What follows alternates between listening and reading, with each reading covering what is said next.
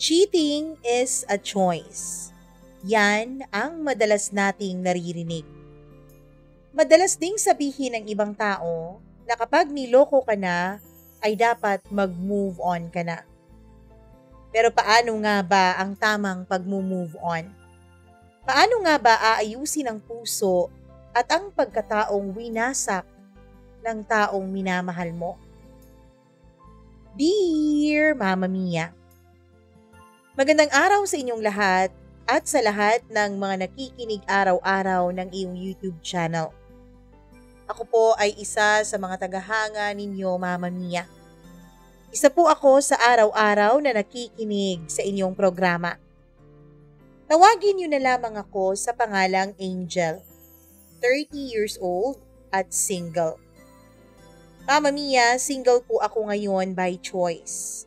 Kinailangan ko kasing hilumin ang puso at pagkatao ko bago ako magmahal muli. Hindi kasi ako naniniwala sa rebound relationship, Mama Mia. Ang gusto ko, kapag nagmahal ako, dapat yung handang-handa na ako. Mama Mia, ayoko rin kasing mandamay ng iba sa problema kong ito. Sobrang nawasak ang tiwala ko sa sarili ko, Mama Mia, na humantong na sa puntong pinabayaan ko na maging ang aking sarili. Siguro marami sa inyo ang magsasabi na dapat ay inuna kong minahal ang aking sarili. Dapat inalagaan ko ito at kung ano-ano pa. Dapat kapag nagmamahal ka, wag yung sobra-sobra. Dapat yung may matira para sa'yo, para kung sakaling iwan ka man niya, hindi ka mangangapa kung saan ka magsisimulang bumangon. Kung saan mo sisimulang ayusin ang buhay mo nang hindi nakasama ang taong minamahal mo. Pero paano nga ba ang magmahal ng may porsyento, Mama Mia? Mahirap gawin ang lahat ng yan sa panahong nasasaktan ka pa. Sa panahon na pati sarili mo ay hindi mo na mapagkakatiwalaan pa. Mama Mia, aaminin ko po na malaki ang naging lamat sa aking pagkatao nang dahil sa ginawa nilang panluloko sa akin. Nawalan ako ng tiwala sa sarili ko, pati na rin sa ibang mga lalaki na wala namang naging kasalanan. Mama Mia, I was 18 years old nung una akong pumasok sa pakikipagrelasyon. Hindi naman bawal sa akin, basta alam ko lang daw ang aking limitasyon. Open naman ako sa parents ko, Mama Mia, lalong-lalo na sa nanay ko. Sa kanya ko po ikinikwento ang mga bagay na hindi ko kayang sabihin sa ibang tao. Si Mama po ang naging parang best friend ko, Mama Mia. Hindi kasi siya katulad ng ibang magulang. Si Mama kasi ay open sa lahat ng bagay, lalong-lalo na pagdating sa sex. Mama Mia, hindi niya po ako pinagbabawalan at hindi niya po pinaparamdam sa akin na may mali sa akin. Oo, Mama Mia. Sa nanay ko mismo ko natutunan ang mga bagay pagdating sa usapang sex. Siguro dahil ayaw lang ni Mama na matulad ako sa kanya na maagang nabuntis dahil walang napagsasabihan noon. Stricto daw kasi sina lolo at lola. Kaya naman patago si Mama kung makipagkita sa kanyang boyfriend noon. Sabi pa nga niya sa akin na 15 years old lang daw siya nung una niyang ma-experience ang sex. Hindi daw kasi niya alam kung papaano tanggihan ang boyfriend niya noon. Nagkataon pa na sobrang nagustuhan niyang pakiramdam sa pakikipagtalik, kaya ito ang naging escape niya mula sa realidad. Sa sex po raw siya kumukuha ng lakas para maging masaya sa buhay. Mama Mia, umamin po sa akin ng mama ko na nung kabataan niya ay dumaan siya sa addiction sa sex. Sabi pa niya sa akin na sa pakikipagtalik niya na ilalabas ang kanyang tunay na nararamdaman at ang kanyang tunay na pagkatao. Hindi daw kasi niya maramdaman noon ang pagmamahal ng kanyang mga magulang sa kanya. Kaya kung saan-saan at kung kani-kanino daw niya hinahanap ang pagmamahal na yun. Ayaw ni mama na maranasan ko yun. Kaya simula pa lang nung ako ay bata, ay lagi niyang pinapahalagahan ang opinyon ko. Lagi niyang pinapakinggan ang mga gusto ko. At kapag nakita niya na mali ito, ay pinapaunawa niya sa akin kung bakit ito mali. Hinding-hindi niya ako sinisigawan o pinapagalitan, lalong-lalo na sa harapan ng ibang tao.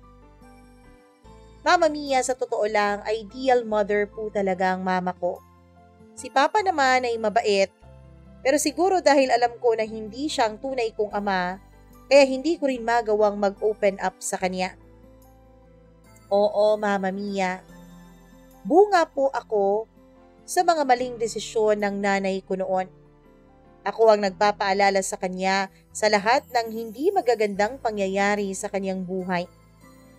Pero kahit na ganoon ay hindi naman pinaramdam sa akin yun ni Mama. Mas nag-focus pa nga siya na hindi ako maging katulad niya paglaki ko. Mas pinahalagahan niya, Mama Mia, ang magiging future ko. Gaya nga ng sabi ko sa inyo, 18 years old na ako nung una akong makipag-boyfriend. Itago na lang natin siya sa pangalang Ethan. Same kami ng kurso ni Ethan pero ahead siya sa akin ng 1 taon. Mama Mia, ipinakilala kami noon ng isa naming common friend. Jel, ito nga pala si Ethan.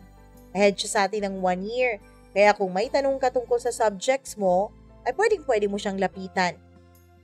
Pakilala sa amin ng common friend naming si Leo. Talaga? Sige ba? Hi Ethan, ako nga pala si Angel, but you can call me Jel for short. Nice meeting you. Sabi ko sabay abot ng kamay ko sa kanya. Mama Mia, malapad pa ang ngiting iginawad ko noon kay Ethan. Siguro dahil sa gwapo siya, matangkad at may magandang pangangatawan. Hindi payat pero hindi rin naman mataba. Sa totoo lang ay nakaramdam ako agad ng paghanga sa kanya mula nung una ko siyang makilala. Pero syempre, hindi ko naman yun ipinahalata. Hello Jel, Ethan nga pala. Willing to help kung nahihirapan ka sa units mo. Nakangiti rin niyang sagot sa akin. Simula nga noon ay naging madalas ng pagsasama sa amin ni Ethan sa lunch. Kaya naman ay napasama na rin siya sa grupo naming magkakaibigan. Sa pagkakaibigan nag-umpisa ang lahat sa aming dalawa ni Ethan.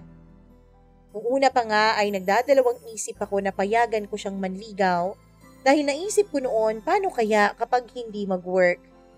Sayang naman ang nasimula na naming pagkakaibigan. Paano kung bigla na lang kaming maging estranghero sa isa't isa kapag nagkataon na hindi mag-workout ang relasyon namin o ang panliligaw niya sa akin. Pero dahil nga Mama Mia, tingid sa kaalaman ko ay nakapasok na rin si Ethan sa puso ko, ay hinayaan ko na lang siya sa gusto niya na manligaw. Jel, sana payagan mo akong ligawan kita. Dati pa lang kasi gusto na kita at maniwala ka pinigilan ko naman, lalo na nung maging magkaibigan tayo. Pero kasi nitong mga huling araw ay ramdam na ramdam ko ang selos sa tuwing nakikita kita na may kausap na ibang lalaki. Sana naman ay bigyan mo ako ng pagkakataon na ligawan ka. Mama Mia, hindi ko po maalala ang eksaktong words pero yan po ang kahulugan ng mga sinabi sa akin ni Ethan. Alam ko naman sa sarili ko na nagugustuhan ko na rin siya. Kaya naman pumayag na rin ako na ligawan niya. Kung talagang gusto mo ako, sige pumapayag na ako Ethan. Nakangiti ko pang sagot sa kanya noon. Sinimulan na agad ni Ethan ang panliligaw niya sa akin. Nariyan yung pagpapadala niya ng chocolates at flowers para sa akin. Pati na din ang paghatid sundo niya sa akin, Mama Mia. Pumunta din siya sa bahay upang magpakilala sa parents ko. Hindi nagtagal ay sinagot ko na rin si Ethan.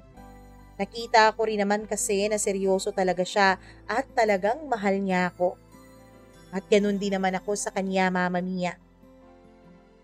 Hindi gaya ng ibang relasyon Ang sa amin ni Ethan ay puno ng away lalo na nung una naming mga taon. Sabihin na nating parehas kaming demanding sa isa't isa, kaya lagi kaming nagka-clash. Pareho din kaming seloso at selosa na halos bawat kibot ay binibigyan namin ng dahilan at binibigyan namin ng ibang meaning. Buti na lang talaga, Mama Mia, na kahit puro kami away ay hindi naman bumitaw si Ethan sa akin at hindi rin ako bumibitaw sa kanya. Lagi pa rin naming pinipili na makasama ang bawat isa. Ganon talaga siguro yun kapag mahal mo, Mama Mia. Kahit marami kayong bagay na hindi pinagkakasunduan, ay nananatili pa rin kayo sa piling ng isa't isa. Dahil ang totoo, mas mahirap ang mawalay sa isa't isa kaysa sa araw-araw na nag-aaway kayo dahil sa iba't ibang maliliit na bagay. Eventually naman ay nalampasan din namin ang phase na yun sa aming relasyon. We learned to compromise. Mama Mia, nakikipagkompromiso kami sa bawat gusto ng isa't isa. Hanggang sa hindi na namin namalayan na wala na palang away na nangyayari sa pagitan namin. Oo, may mga tampuhan pa rin, pero hindi na gaya ng dati, Mama Mia. Pinagtatawanan na lang namin ang isa't isa sa tuwing napagkukwentuhan namin ang mga pinagdaanan namin. Oo, Mama Mia. Dumating kami sa punto na hindi na namin sigurado kung bakit pa namin kinailangang mag-away ng mag-away noon. Sa tingin ko, mahal lang talaga natin ang isa't isa kaya nag-grow tayo ng ganon. Siguro mas mature na tayo kaya hindi na tayo madaling magalit sa mga maliliit na bagay. Maganda pala sa ganito na relasyon, ano? Minsan kong nasabi sa kanya, Mama Mia. Tama ka dyan, mahal. Ngayon kasi alam na natin ang ugali ng isa't isa. Alam na natin kung ano yung mga bagay na hindi natin gusto. Pangako ko sa iyo, mahal, na gagawin ko ang lahat para hindi na tayo mag-away pa ng ganun kalala. Sagot naman sa akin ni Ethan. Mama Mia, tinutuon naman ni Ethan lahat ng mga sinabi at pinangako niya sa akin. Hindi na nga kami nag-away at mas nag-effort pa siya para sa relasyon naming dalawa. Hanggang sa dumating na kami sa aming 2nd anniversary. Dito ko na pinili na ibigay ang pagkababae ko sa kanya. Sabi nga nila, hindi ba, kung mahal mo ang isang tao, ay gagawin at ibibigay mo ang lahat para mapasaya mo lamang siya. At yun nga mismo ang ginawa ko, Mama Mia. Matagal ko nang alam na gustong-gusto na rin talaga ni Ethan na may mangyari sa aming dalawa. Mama Mia, kaya naman, binigay ko na ang sarili ko bilang anniversary gift ko sa kanya. Alam ko na matagal na niyang gusto na magtalik kami, yun nga lang ay hindi talaga ako pumapayag noon. Pero ngayon ay sigurado na ako sa kanya. Sigurado na ako na si Ethan ang gusto kong pag-alayan ng aking pagkababae. Mahal, sa anniversary natin, mas gusto ko sana kung sa apartment mo na lang tayo mag-celebrate para intimate. Hassle din kasi sa labas. Alam mo naman, ang anniversary natin ay nataon pa na holiday. Sabi ko sa kanya. Sigurado ka ba, mahal? Plano ko pa naman sanang manood tayo ng sine tapos mag-dinner sa labas. Pero kung yan ang gusto mo, sige, payag ako. Mag-o-order na lang tayo ng foods. Nakangiti naman niyang sagot sa akin. Mahal, pwede rin naman tayong manood ng palabas, hindi ba? Basta gusto ko lang na doon na tayo. Tsaka may regalo kasi ako sa'yo. Sabi ko sa kanya, Mama Mia. Alam ko na gets na niya kung ano ang regalong tinutukoy ko. Lalo na nung ngumiti siya ng malapad sa akin, sabay sabi ng yes. At nung sumapit nga ang araw na yon, Mama Mia, ay kitang-kita ko ang excitement sa mga mata niya. Dumating kami sa apartment niya around 3 p.m. Nabigla pa nga ako dahil pagkapasok pa lang namin ay agad na niya akong siniil ng halik sa aking mga labi. Ramdam ko ang pananabik niya sa bawat halik, Mama Mia. At hindi ko naman siya binigo. Nagpaubaya ako at hinayaan ko siya sa lahat ng gusto niyang gawin sa katawan ko, Mama Mia. Grabe naman talaga ang nararamdaman ko noon. Hindi ko alam na ganun pala ang unang pakiramdam kapag unang hinaplos ang buo mong katawan. Ganun pala ang pakiramdam, Mama Mia, kapag hinahaplos ka ng lalaking mahal mo. Hindi ko alam, Mama Mia, pero sobrang nagustuhan ko po ang haplos ni Ethan sa katawan ko nung mga panahon na yon. Sobrang nagustuhan ko ang bawat hagod ng mga kamay niya sa mga masiselang bahagi ng aking katawan. Para naman hindi siya mabore sa akin ay sinusunod ko rin naman ang mga gusto niyang gawin ko sa kanya. Hanggang sa pareho na nga naming naiparamdam sa isa't isa ang aming pagmamahal. Ang buong akala ko nga talaga noon ay isang beses lang namin gagawin yon, pero nagkamali ako. Dahil pagkatapos lang namin kumain at mag-blow ng cake dahil sa aming anniversary yon ay nagyaya na naman si Ethan na ulitin namin ang aming ginawa. Doon ko nalaman na sadyang mahilig pala talaga si Ethan sa sex. Kung kaya ang araw ay aaraw-arawin daw niya ako. Kung sa iba siguro sinabi yun, Mama Mia, ay magiging masaya sila. Pero iba sa akin. Oo, Mama Mia, nagustuhan ko naman ang mga hagod, halik at haplos ni Ethan sa akin. Pero kasi, Mama Mia, hindi po ako mahilig sa sex. Kahit pa sabihin natin na nasiyahan at nasarapan rin naman ako sa aming ginawa.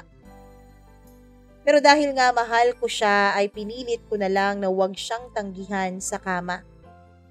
Minsan lang talaga ay hindi ko maiwasan na magdahilan na lang para lang hindi niya mapansin na inaayawan ko na ang paanyaya niya sa akin. Hindi ako marunong magtago, Mama Mia. Kaya naman, hindi nagtagal ay napansin din niya na parang umaayaw ako sa tuwing nag-aaya siya sa akin. Napansin din niya na parang nagdadahilan na lang ako lagi para hindi matuloy ang binabalak niya.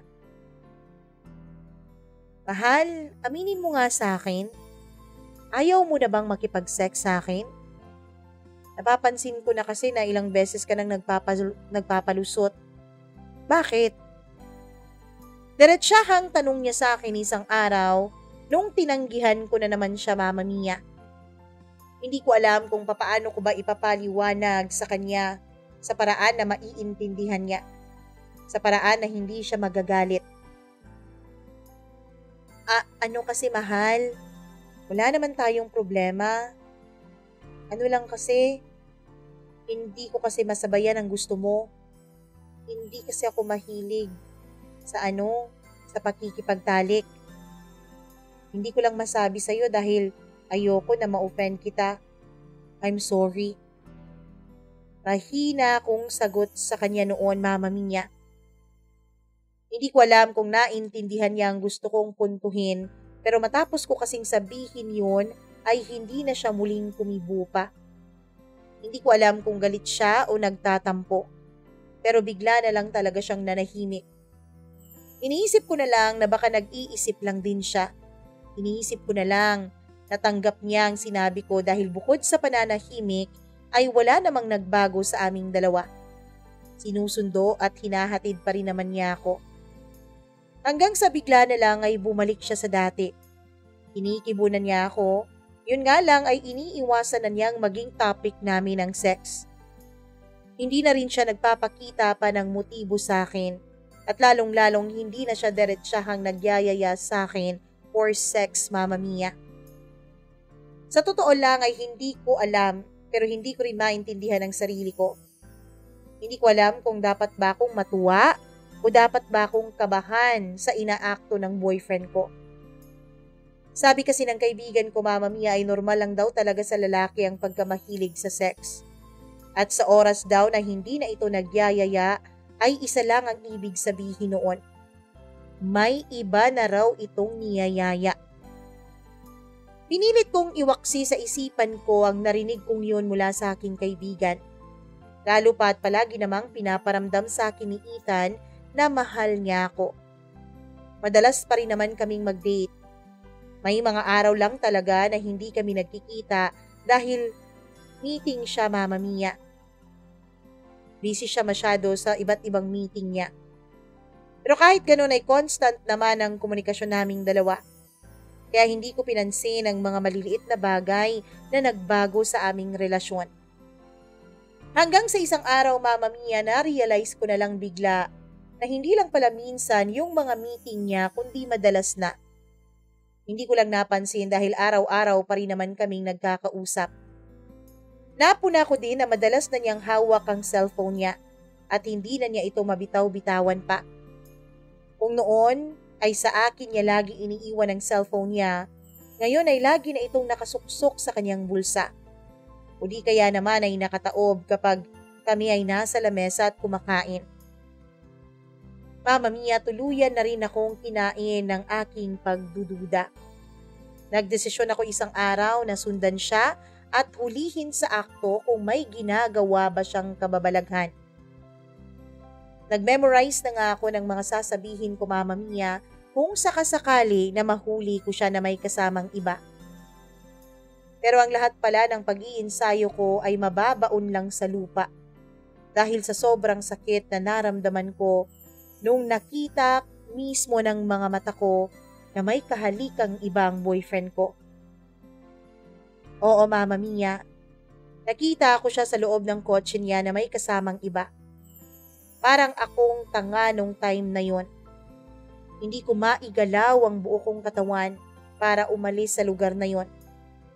Nakatingin lang ako sa kanila habang dumadaloy ang luha sa aking mga mata. Hindi din naman nagtagal, Mama Mia, ay napansin rin ako ni Ethan na nasa kanilang harapan. Kitang-kita kong nanlaki ang kanyang mga mata habang nakatingin sa akin. Dali-dali siyang bumaba ng kotse at lumapit sa akin. Mahal, anong ginagawa mo dito? Agad niyang tanong sa akin. Pero imbis na sumagot ay sinampal ko siya bago ako tuluyang umalis sa lugar na yon. Sobrang sakit, Mama Mia.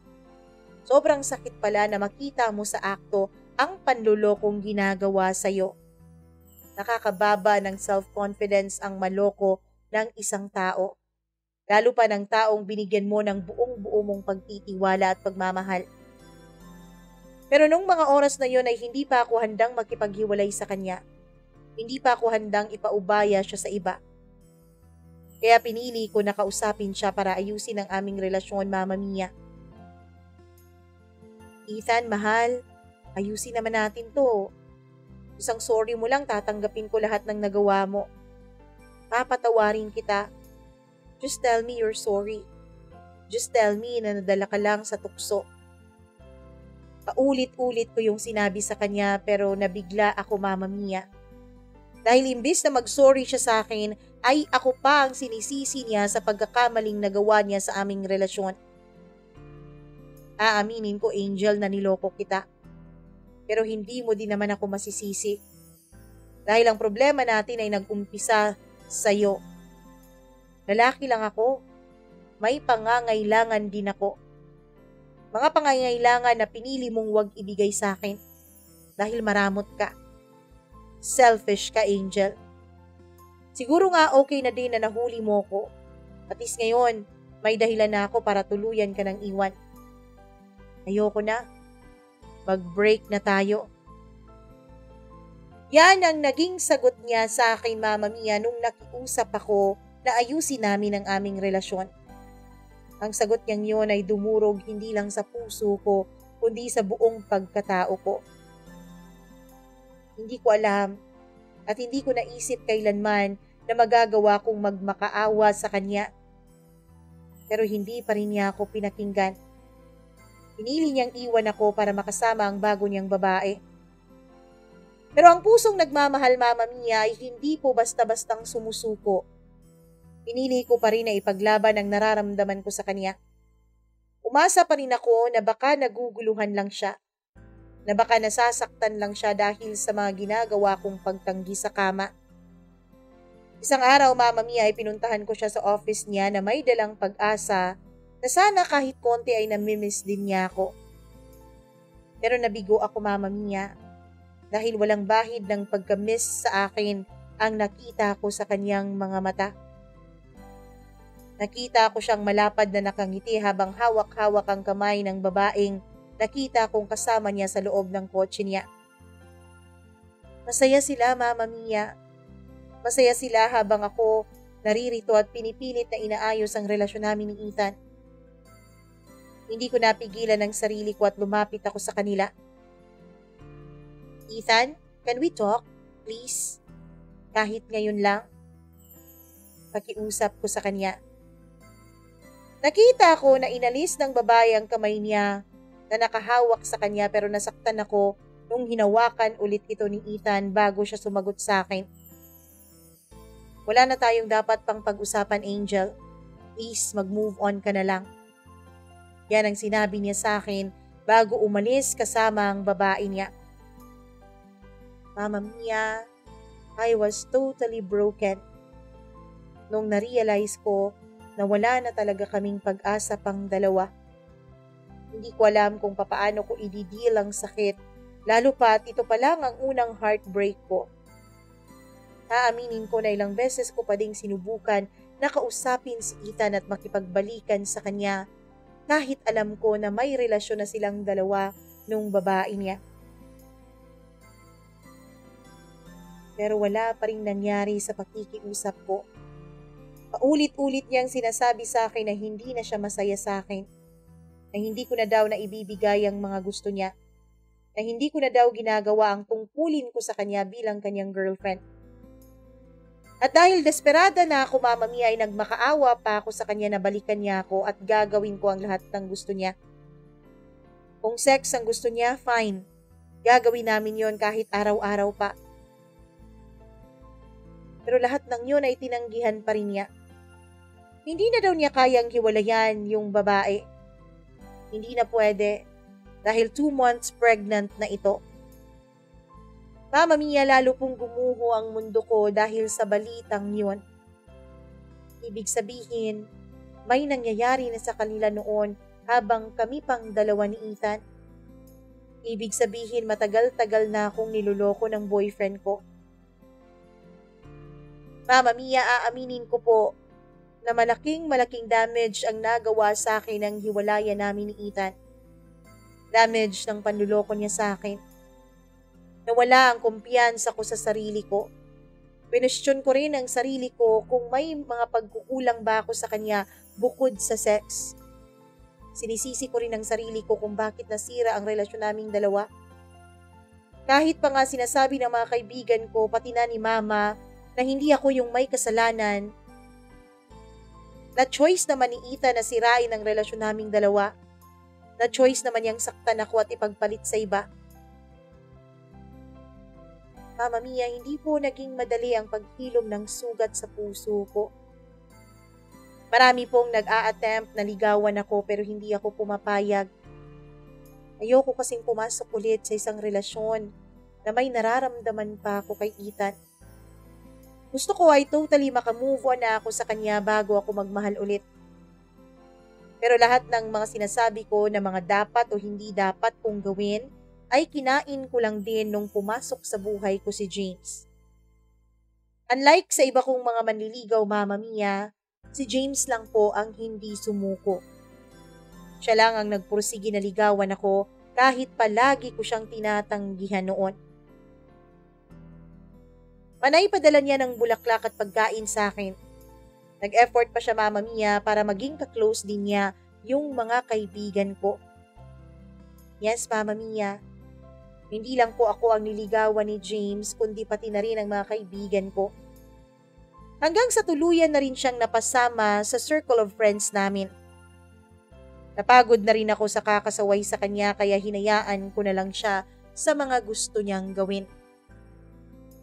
Hanggang sa tuluyan na siyang naging ka-close ko, Mama Mia. Sabi pa nga ng mga kaibigan ko ay baka ito raw ang kailangan ko. Baka ito raw ang bagong pag-ibig na siyang maghihilom sa sugat at sakit ng puso ko na gawa ng dati kong karelasyong si Ethan. Baka nga si James na ang sagot sa mga panalangin ko. Baka siya na ang makatulong sa akin para maging okay ako ulit, para maibalik ko ang kumpiyansa ko sa sarili ko na dinurog ni Ethan. Hindi ko alam, Mama Mia, pero parang tama ang mga kaibigan ko. Dahil kasi kay James ay naramdaman kong sumaya ako ulit. Dahil sa kanya ay unti-unting bumalik ang tiwala ko sa aking sarili. Hindi ko namamalayan, Mama Mia, na pati na pala puso ko ay nakuha na rin ni James. Yes, Mama Mia. Makalipas ang mahigit 6 na buwan niyang panunuyo sa akin, ay sinagot ko na rin si James sa wakas. Talaga? Sinasagot mo na ako? Hindi makapaniwalang tanong niya sa akin. Oo nga. Teka, bakit parang ayaw mo? Ayaw mo yata eh. Natatawa ko namang sagot sa kanya. Hindi gusto ko kaya. Ang sa akin lang eh, handa pa naman akong ligawan ka kahit gaano katagal, Angel. Pero dahil sinagot mo na ako, wala nang bawian yan ha. I love you, Jel. At pangako, hinding-hindi kita sasaktan. Madamdamin niyang pahayag sa akin. Mama Mia, mahal ko si James kaya nagdesisyon ako na hindi na muli uulitin ang pagkakamali ko sa una kong karelasyon. Nagdesisyon ako na gampanan na ng buong puso ang papel ko bilang girlfriend niya sa lahat ng aspeto. Ginawa ko lahat ng makakaya ko, Mama Mia, para maging masaya siya. Natuto na ako mula sa naging relasyon namin noon ni Ethan. Natuto na ako sa aking naging pagkakamali. Unlike sa dati kong relasyon, kami ni James ay mas relax. Pinag-aralan ko, Mama Mia, na maging pasensyosa, na huwag maging nagger. Kung dati ay tinatanggihan ko siya sa bawat paanyaya niya, ngayon ay lagi na akong sumasama.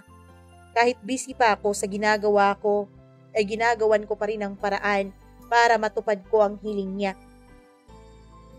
Katulad na lang nung isang beses na niyaya niya ako mag-overnight sa isang resort ng kanyang kaibigan.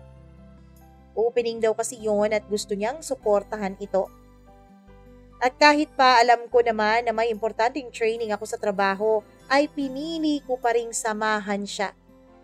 Nag-absent ako at nagpanggap na lang na may sakit, Mama Mia. Alam ko na malaking kawalan sa akin yon dahil wala namang special training na ibibigay sa akin. Pero naisip ko, Mama Mia, bahala na. Makikita ko pa naman ang career.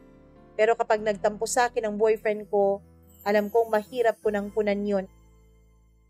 Ayoko talagang kasing tanggihan si James. Ayokong ma-disappoint siya sa akin. Ang gusto ko lang ay ang pagbigyan siya sa mga gusto niyang gawin. Hindi naman ako nagsisisi, Mama Mia, dahil sobrang saya namin sa resort na yon. Kainan, sayawan at inuman ang ginawa namin doon kasama ang kaniyang mga kaibigan. Nag-night swimming din kami at syempre ay nandoon ko unang na-experience, Mama Mia, ang mag-sex sa tubig. Weird pero ginawa namin. Lango na rin kasi kami sa alak, Mama Mia, kaya hindi na namin naiisip kung tama o mali pa ba ang aming ginagawa. Ang alam lang namin noon ay ang bugso ng aming damdamin. Ilang beses din naming inulit ang aming pagtatalik sa loob ng kwarto. Namamangha si James sa kakayanan ko pagdating sa sex. Siyempre, Mama Mia, pinag-aralan ko yun. Hindi yun naman natural na dumating sa akin dahil ilang beses din akong nanood ng mga videos para lang mamemorya ko ang mga magawa ko sa kanya. Hindi lang isang beses akong nag-absent sa trabaho para kay James, Mama Mia, kundi maraming beses pa. Angel, may problema ka ba? May nangyayari ba sa bahay niyo o may kaaway ka ba dito sa trabaho? Minsang naitanong sa akin ng superior ko, Mama Mia. Wala naman po, ma'am. Bakit po? Nagtataka kong tanong. Kung wala, bakit ganito ka ngayon? Bakit ganito ang performance mo? Hindi ka naman ganito dati Ngayon kasi sobrang baba ng performance mo, Jel. Lagi ka pang nalilate o di kaya naman ay absent. Sagot niya sa akin na halatang disappointed.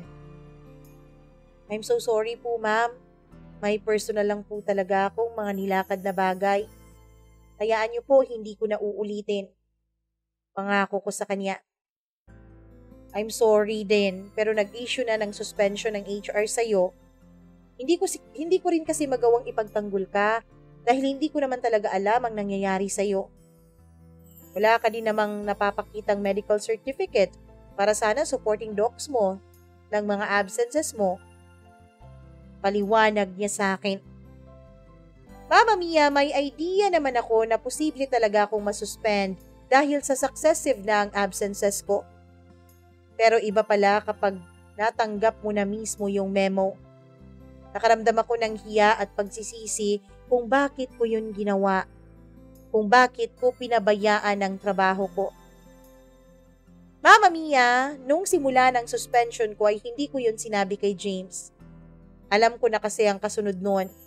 Magtatanong siya sa dahilan at hindi ko kayang sabihin sa kanya na dahil sa mga biglaang paanyaya niya sa akin kaya ako uma-absent. Hindi ko kaya dahil natatakot ako, Mama Mia, na baka maisip niya na siya ang dahilan kung bakit napapariwara ang buhay ko. Natatakot din ako na magiging mitsa pa yon ng pagtatapos ng aming relasyon. Babe, wala ka bang trabaho ngayon? Nagtatakang tanong sa akin ni James nung makita niya akong hindi pa handa. Mama Mia, madalas na po pala dito sa apartment ko natutulog si James. Kung minsan naman ay ako ang nakikitulog doon sa kanya. Nag-leave ako, babe, kasi gusto kitang samahan. Pagdadahilan ko. Talaga? Okay lang na nag-leave ka? Masayang tanong niya sa akin. Oo naman, basta para sa'yo. Palambing ko pang sagot. Mama Mia, buti na lang talaga at may activity ang workplace niya noon na parang pang family day ata. Yun ang ginawa kong palusot sa kanya. Alam kong hindi tama, Mama Mia, pero nahihiya kasi akong sabihin sa boyfriend ko ang totoo. Importante sa akin na masaya si James. Importante sa akin na maayos ang lahat sa aming relasyon. Kaya naman, okay lang sa akin kahit na itago ko pa sa kanya ang nararamdaman ko. Kahit na suluhin ko ang mga problema ko, huwag lang siyang maapektuhan at ang aming relasyon. Hanggang sa dumating ang araw na hindi ko inaasahan, Mama Mia. 2 linggo matapos ang family day ay bigla na lang pong nagbago si James. Hindi naman siya cold pero ramdam na ramdam kong may nagbago. Kung dati ay palagi niya akong sinasama sa mga lakad niya, ngayon ay hindi na. Hindi naman kami nag-away o anuman. Normal pa rin naman ang pakikitungo namin sa isa't isa. Nagtatalik pa rin naman kami at nagsasabihan ng I love you. Pero ramdam ko talaga na may mali. Alam ko na may nag-iba na, Mama Mia. At dahil sa nararamdaman kong yun ay hindi ko napigilan ang sarili kong magsimula na namang mag-overthink. Nagsimula na naman akong kabahan. Pero kahit na gano'n ay hindi pa rin ako nagkalakas ng loob na tanungin siya. Hindi ko kaya, Mama Mia. Hindi ko kasi kayang marinig ang sagot niya. Natatakot ako sa sagot niya na maaaring makasakit sa akin. Natatakot akong madurog akong muli. Mama Mia, hinayaan ko na lang muna ang nararamdaman ko. Hindi ko pinahalata sa kanya na may gumugulo sa akin. Ang importante lang naman sa akin ngayon ay nandyan pa rin siya sa tabi ko. Sa akin pa rin siya tumatabi at nakikipagsiping. Pero hindi rin pala ganun yun, Mama Mia. Hindi pala sapat na nagtatalik kayo. Ay sigurado na ikaw lang sa buhay niya. Oo, Mama Mia. Sa ikalawang pagkakataon ay niloko na naman ako. Hindi sinasadya na madatnan ko silang dalawa sa apartment niya. Nung araw na kasing yun ay alam ko na OT siya tatrabaho. May susi naman ako sa apartment niya at dahil gusto ko siyang sorpresahin ay hindi na ako nagsabi na pupunta ako doon. Pagkabukas ko pa lang ng pintuan, Mama Mia, ay naririnig ko na ang mga ungol at tawanan na nagmumula sa kwarto niya. Nanginginig ako habang lumalapit ako sa kwarto. Alam ko naman na may ginagawa sila. Alam kong gumagawa ng kababalaghan ang mga ungol na yon. Pero hindi ko pa rin maiwasang magulat sa nadatnan ko sa kwarto niya. Si James nasa kama, kasama ang isang babae na nakapatong sa kanya at gumagawa sila ng milagro. Pareho silang walang suot, Mama Mia. Hanggang ngayon ay sariwang-sariwa pa rin sa aking isipan ang nadatnan kong itsura nila. Pareho silang nakahubad. Nasa ilalim ng babae si James. Yung babae ay nakapatong sa kanya habang si James naman, yung mga kamay niya ay nakahawak sa mga malalaking dibdib ng babae. Pakiramdam ko nga, Mama Mia, ay malapit na silang makaraos nung madatnan ko sila. Alam ko dahil sa ungol nila. Dahil sa pagkabigla ko, Mama Mia, ay ilang minuto akong hindi nakapag-react. Hanggang sa narinig ko na lang ang sarili kong sumisigaw. Ang bababoy ninyo? Ano to? Ano to, James? Sigaw ko sa kanilang dalawa. Dali-dali namang tumayo si James habang ang babae ay nagmamadali ring takpan ang hubad niyang katawan. Babe, I'm sorry. Hindi ko sinasadya. Nadala lang kaming dalawa. Kaibigan ko lang naman siya. Mabilis niyang paliwanag sa akin. Hindi ko napigilang sumabog, Mama Mia. Hindi ko napigilang sumabog ang galit ko habang umiiyak. Wow! Wow! Talagang kaibigan mo lang? Ano to? Friends with benefits? At kailan pa? Kailan pa, James? Sigaw ko sa kanilang dalawa. Sobrang galit ko, Mama Mia, dahil kilala ko ang babae. Oo, girlfriend siya ng isa sa mga kaibigan ni James. Kasama namin siya noong nag-overnight kami doon sa resort ng kanilang kaibigan. At ikaw? Hindi ka pa talaga nakontento sa boyfriend mo? Tinuhog mo pa talaga ang magkaibigan? Sigaw ko sabay sampal sa babae nung malapitan ko siya. I'm sorry, Jel. Hindi naman namin sinasadya. Nadala lang kami ng alak. Paghingi niya ng tawad sa akin. Mama Mia, hindi ko po matanggap. Nasa ikalawang pagkakataon noon ay niloko na naman ako ng taong pinakamamahal ko. Mama Mia, dahil hindi ko na kaya ang sakit ay minabuti ko na lang na umalis sa lugar na yon.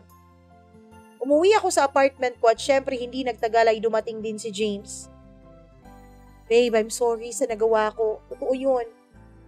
Nadala lang talaga kami ng alak. May problema kasi siya kaya ganun din ako. Nagkasarapan kami ng inom hanggang sa mapunta na nga sa ganun. Pero totoo ang sinasabi namin. Ito ang una at huling beses na mangyayari ito. Mahabang paliwanag niya sa akin. May problema kayong dalawa?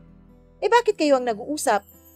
Hindi ba dapat dun kayo makipag-usap sa mga taong karelasyon nyo? Galit kong tanong. Hindi kasi pwede. Pabitin niyang sagot. At bakit hindi pwede, ha? Bakit hindi pwedeng sa akin mo sabihin ang mga problema mo, ako tong karelasyon mo? Galit na galit ko pa ring tanong sa kanya. Hindi pwede dahil ikaw naman ang problema ko.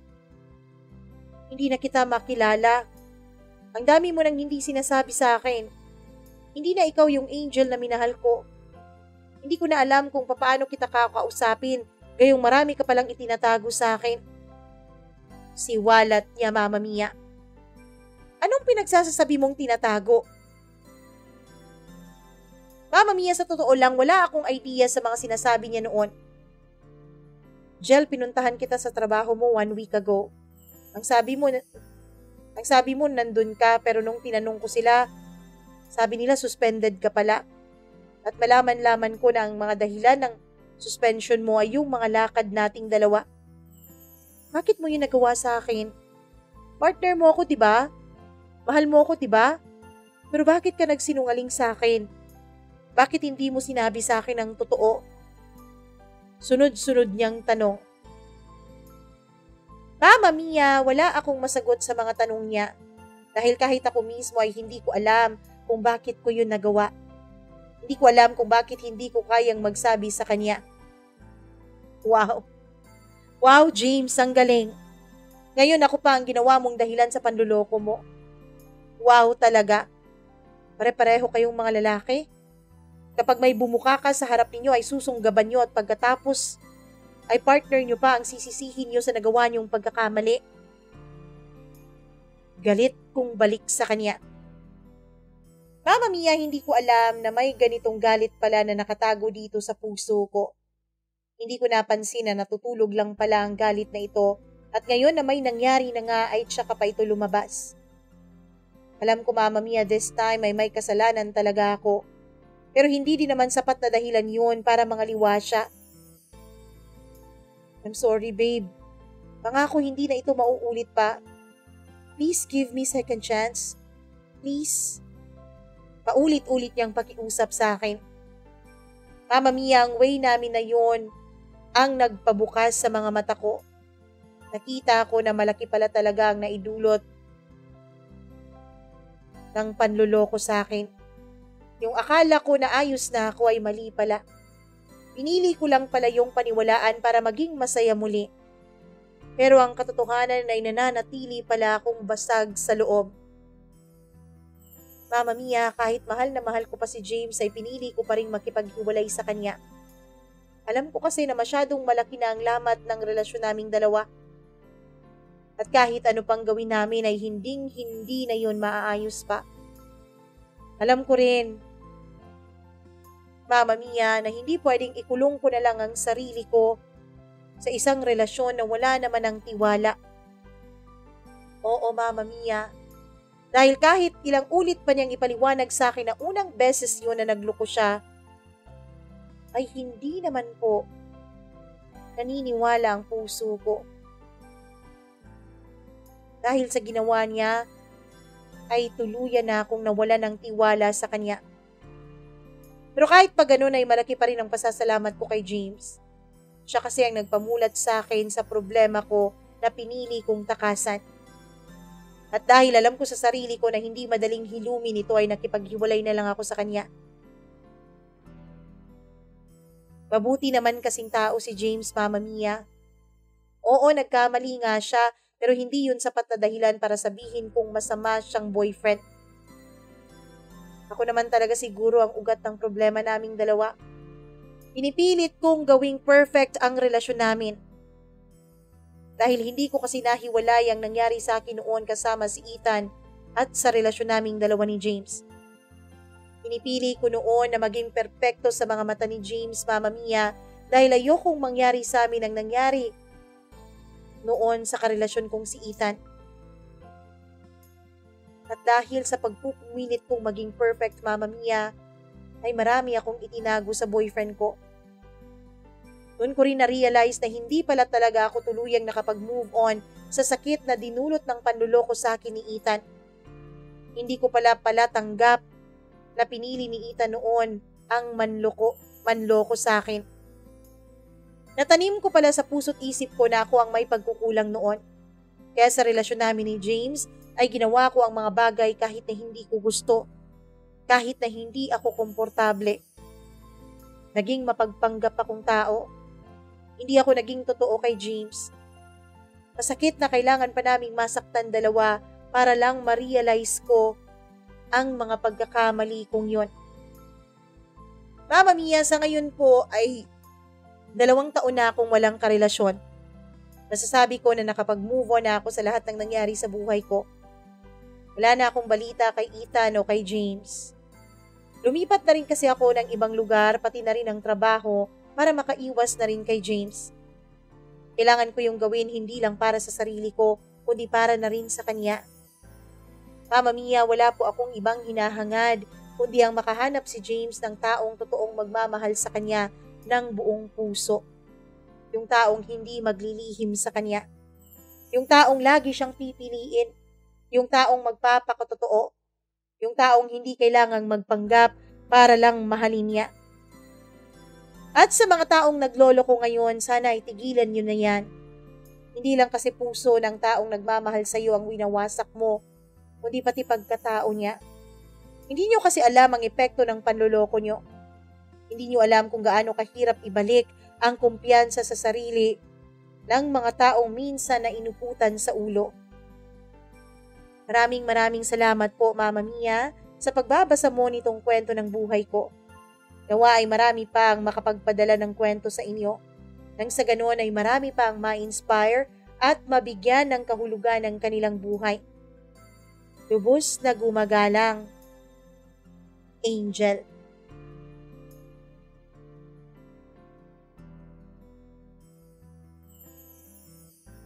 Totoo ngang ang panloloko ay nagiiwan ng maitim at malalim na sugat dito sa ating puso. Hindi lang kasi puso mo ang winasa, hindi lang kasi pagmamahal mo ang sinayang, hindi lang kasi pagmamahal mo ang dinurog kundi pati ang buo mong pagkatao.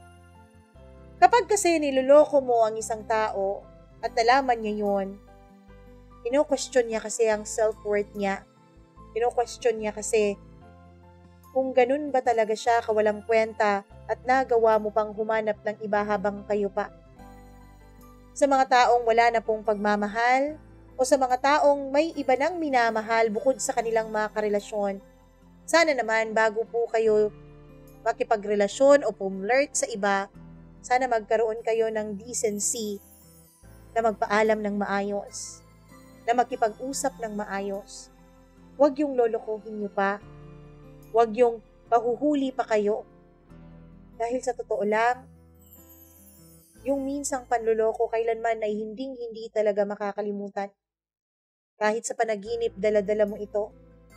Kahit sa mga oras na masaya ka, bigla na lang pumapasok sa isip mo yung nangyari noon, yung panlolokong nagawa sa iyo noon. Wala pong taong deserve na mag-overthink ng ganon. Wala pong taong deserve na masaktan ng ganon. Sana naman kung nagloloko kayo, tigilan nyo na. At kung ayaw nyong tigilan, magpaalam po kayo ng maayos. Maraming salamat sa inyong pakikinig dito sa kwentong ibinahagi ni Angel sa atin. Kung nagustuhan nyo ang kwento ng kanyang buhay, huwag niyo pong kalimutan na mag-subscribe sa ating YouTube channel, i-click ang notification bell para lagi kayong updated sa bawat video na ating i-upload. Siya nga pala, na-appreciate ko po lahat ng comments at reactions ninyo sa bawat storya na ating i-upload. Maraming salamat po.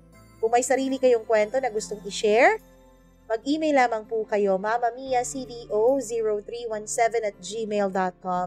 Ito po ang inyong nag-iisang Mama Mia. Magandang araw sa inyong lahat.